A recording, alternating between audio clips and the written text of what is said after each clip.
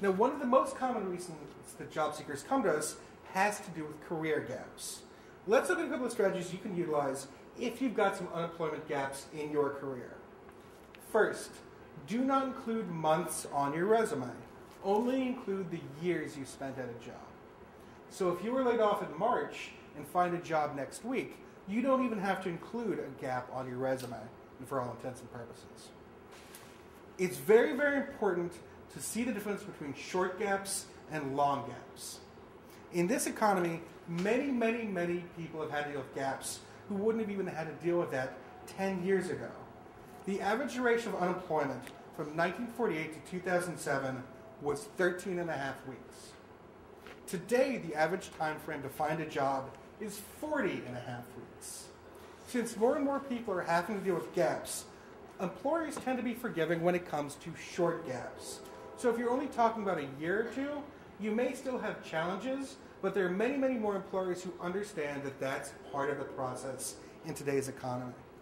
And it becomes easier if you can include some information that shows what you're trying to do in between positions. What type of activities can you include if you have a gap? Did you do any training or studying new things that show dedication or desire to learn in between positions? Continuous education and online training programs can really be helpful in justifying time between roles. Another way to deal with a gap has to do with volunteer work. This can help you network while also giving you information that's going to elevate your resume and justify time between positions. Now, if you're dealing with a gap that's more than a year or two, you may have to consider a non-chronological structure. Functional resumes that break down information by category are useful because they can push your career history to the bottom of the resume. So first you show your skills, and then you focus on the chronology. The risk here is that experienced resume readers know that too. So when we see non-chronological resumes, the first question we ask is, why is somebody changing the structure?